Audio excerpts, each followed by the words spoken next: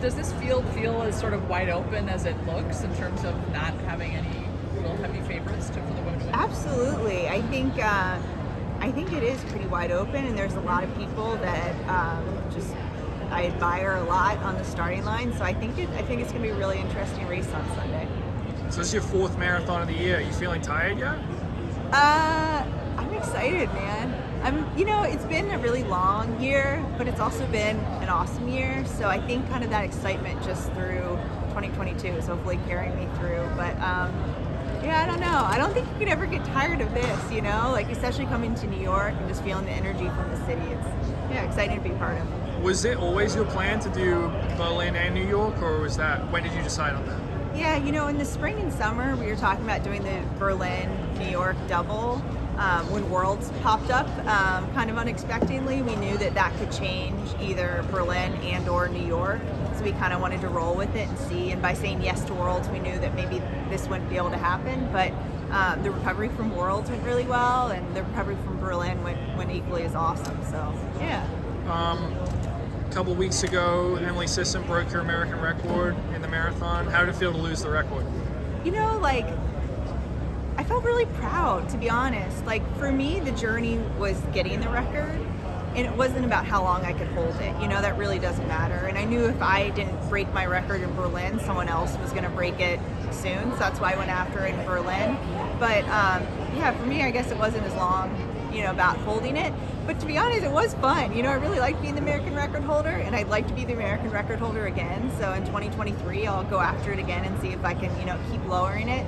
But I think it's a big win for American distance running in general when we can see that record break and just see us, closing that gap on some of the world-leading times. So it was a good day for an American distance running for sure. Yeah, but I mean, if you came into this race as the American record holder, you'd probably get a lot more attention and hype. And would you enjoy that, or do you prefer flying slightly more under the radar? I think it doesn't really matter to me. This. I don't really feel pressure in that kind of way, coming in as a favorite or as an underdog. I don't think that really matters to me because I know kind of what my goal is and what I'm capable of. So I'm able to compartmentalize all of this. This is all really fun for me. I love this, but I know this isn't going to affect how I do on Sunday. So yeah. How do you think you'll handle the course? Because it's a lot different from the first 3 marathons you ran this year. Yeah, your guess is as good as mine. So I have a feeling at mile 20, 22, I'll have an answer to that question. We'll see. But yeah, it's very different, which actually excites me a lot. Back in college, I was more of a cross-country runner, and I loved the cross-country terrain. So I'm hoping that there's some of that left in my system. And living in Richmond, Virginia is actually pretty hilly. Right out of my door, I'm running hills. On a daily basis, I'm practicing hills. So I'm hoping that shines through on Sunday, but we'll see. Yeah, we'll see. And how'd you feel about your result in Berlin? Were you happy with it? Disappointed? Did anything go right, wrong?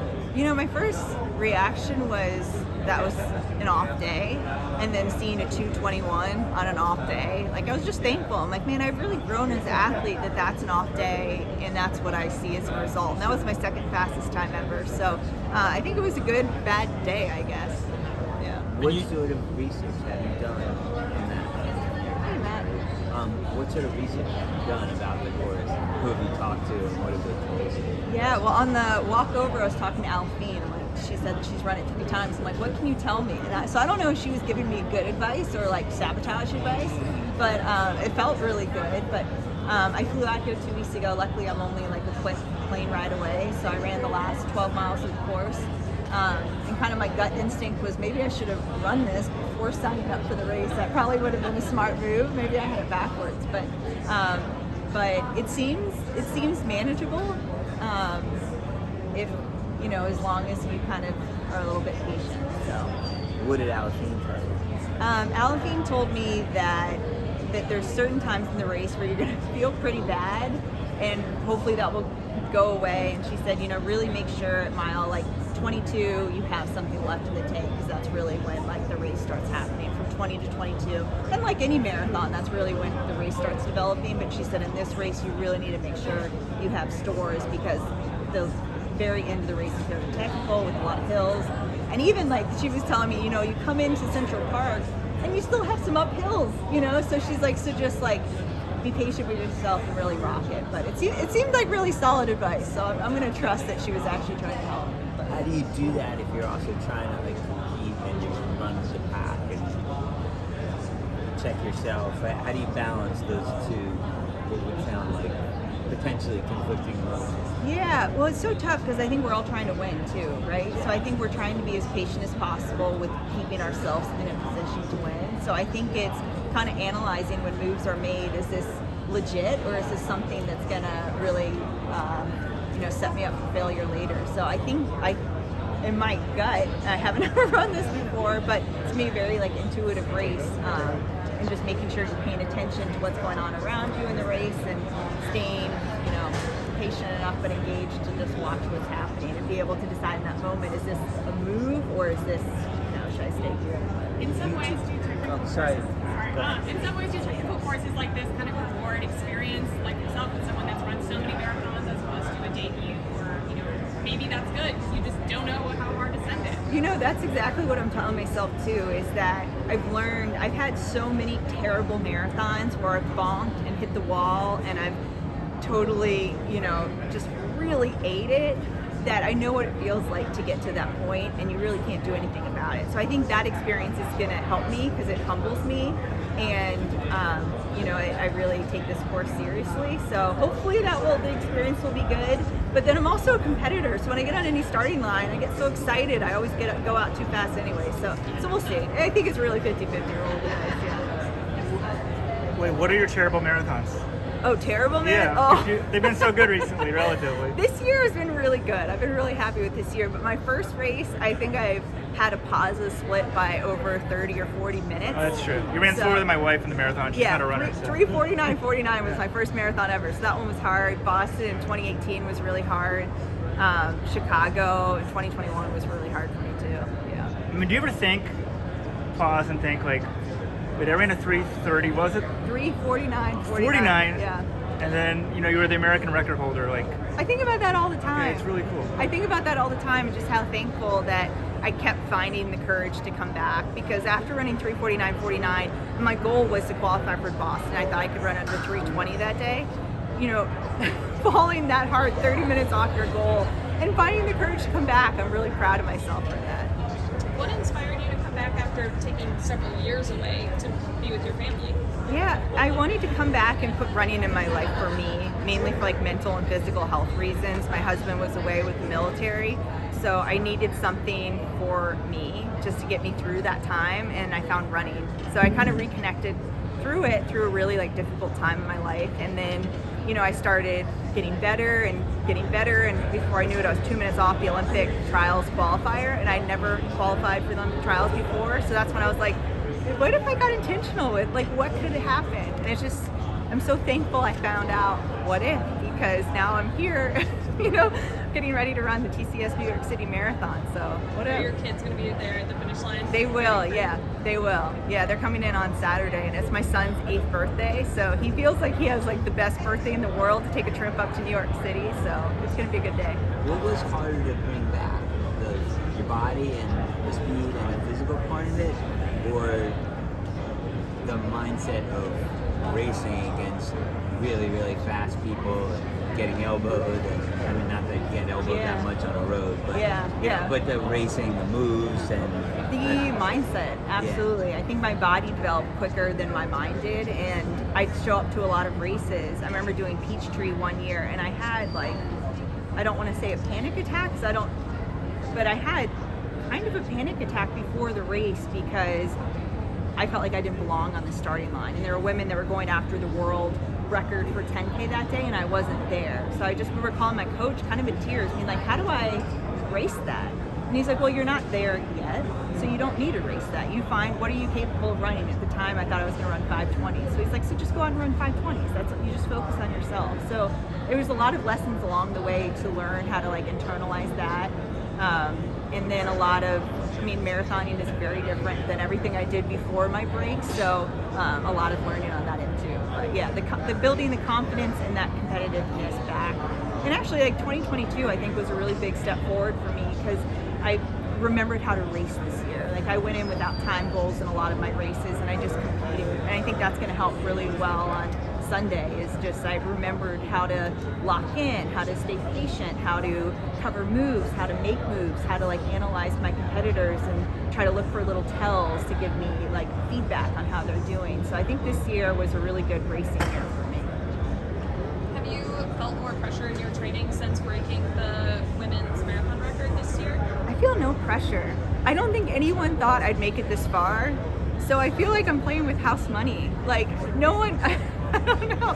I never thought I was going to make it this far. So I just feel like every step forward past that, I just feel really blessed. And I still feel I have a lot of unfinished business and a lot of goals like left to hit. And I feel very certain that the best is yet to come for me. But I don't feel any pressure because I'll either do it or I won't. You know, and if I just end up right where I am right now, I'll be really happy with that too. So. What are the tells? Sometimes looking at a watch when it's not like a mile. You know, if someone like looks at a watch taking more water than usual, a different breathing pattern. There's a lot of different things, and everybody's a little bit different. Just the way that they position themselves next to you or in front of you, or trying to, I don't know, if they're like falling off. If you can hear like, you know, a little bit of detachment is a really good time to start making a move because they are probably feeling a little defeated right then. So there's a lot of different things, and everyone's very different. Did you change anything on your approach for this preparation for this race? Yeah, I think for this race, I wasn't trying to be a workout hero or anything. I was just trying to maintain. Like we just went through kind of like synthesis training and just maintaining that fitness. I think really with this short of a turnaround, I could probably do more damage than good. So we really made sure that I nailed a couple of key workouts, and I feel good about that. But I think with two so close together, it's just making sure you're being patient, staying hip, keep staying hip, but healthy and fit, So yeah, so nothing too different, but we definitely, just try to stay relaxed and recover. So I'm sure they probably already asked you this, but how did the decision come about to do New York? When did that come about? Yeah, so earlier in like the spring and summer, my coach and I were talking about a fall marathon, and we really wanted to try to lower my record, but then we really wanted to race New York. So we were thinking then about doing the double, and then when Worlds popped up, we knew saying yes to Worlds could mean saying no to Berlin and or New York. But Berlin came around, and that training went well, and then I recovered really well after Berlin, and I'm appreciative to the New York Roadrunners for being patient with me and letting me see just how I recovered after Berlin to decide about. So it was kind of an idea beforehand? Yeah. Mm-hmm. And what was Berlin like, the experience being the number one seed?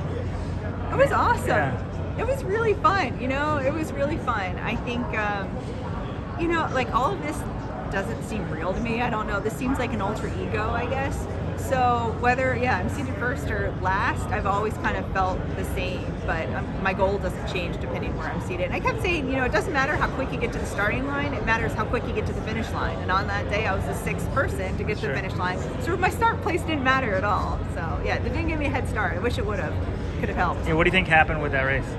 I think a lot happened. I think that I thought I wasn't going to have as many people around me, so I brought pacers with me, and I was very internally focused on what my goal was that day. And I think going out in the first 5K, I was maybe in 15th to 20th place or something. I think at that point, I should have been like, pacers, take a hike. I'm gonna race. And I wish I would have competed, but instead I just stayed on, my goal. And it really didn't faze me that there were so many people ahead of me, because I thought, oh goody, like not everyone's going to go out and run whatever pace they were on, 2:16, I think people will hopefully come back. But I think like some things in either nutrition or just maybe a little bit of an off day kind of caught up to me a little bit later in the race. So how do you compare your fitness now, like to Berlin or before Houston? Yeah, I thought in Berlin I was like, if Berlin Keira would have raced Houston Keira, I think Berlin Keira would have won. So I felt really confident I was fitter than I even was in Houston. I think I'm in pretty similar shape to Berlin. I've had a couple workouts since Berlin that I think were actually better than going into Berlin, but I also am, 6 or 7 weeks removed from another marathon, so I know that's going to play a factor too. But so we'll see. I'll answer on Sunday. Do you have a goal? Just to compete. I think I'm going to try to do what I didn't do in Berlin. Is just get in there and just race people. So. And the course, do you think, and the weather, do you think that Helps you, hurts you? I think it helps me. I think every race that I've done this year outside of Houston, I think has been 60 degrees or hotter. So I'm used to that. I've trained through Richmond heat and humidity. So I hope I'm prepared for that. Like, I take the heat and humidity very seriously, so I change and adjust not only pre-race nutrition but race nutrition depending on that. So hopefully that I've had so many like dry runs of that, hopefully I'll be able to handle it. But you know, it's hard. It makes the marathon a lot harder, and you never know. There's so much that can happen in 26.2 miles. So hopefully it falls my way. Good luck. Thank you. Thank you.